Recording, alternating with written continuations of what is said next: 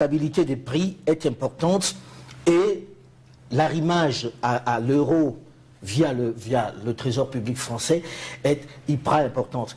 Mais est-ce que quelqu'un qui vous permet ainsi de vous arrimer à la monnaie internationale ne décide pas pour vous? Est-ce que vous, monsieur le gouverneur, vous n'allez pas prendre vos ordres à Bercy pour les décisions que vous devez prendre ici, dans la gestion de la monnaie d'ici? Certainement pas.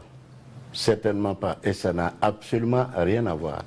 Il y a des structures, il y a à un certain moment des rencontres que nous avons, mais qui sont de nature tout simplement à passer en revue l'ensemble des accords que nous avons et voir leur fonctionnement s'il est optimal ou s'il n'est pas optimal. Je crois que ça c'est... Mais aucune décision qui est prise ici, en tout cas dans cette maison, tant dans la gestion de la maison que dans la gestion de la politique monétaire, n'est prise à Bercy. Elle n'est pas prise à Bercy, mais il y a quand même un représentant de l'État français au conseil d'administration de la BCEAO et même de la BEAC, la Banque des États de l'Afrique centrale. Est-ce qu'il ne vient pas là pour veiller à ce que son argent soit mieux géré, c'est-à-dire qu'il ait un regard sur ce qui se passe ici? Non, il ne faut pas confondre les choses.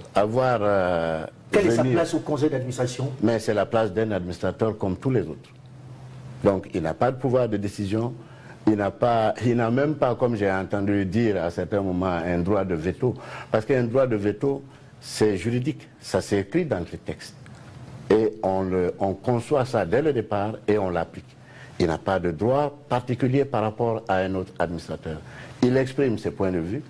Et ça, c'est utile, parce qu'on ne peut pas non plus, dans une banque centrale, gérer une monnaie qui est d'essence publique en étant dans le flou. Il faut que ce soit dans la transparence la plus totale.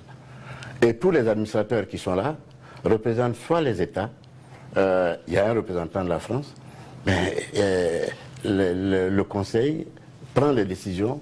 Si on doit prendre des décisions en votant, ce sera à la majorité simple. C'est ça qui est prévu dans les textes.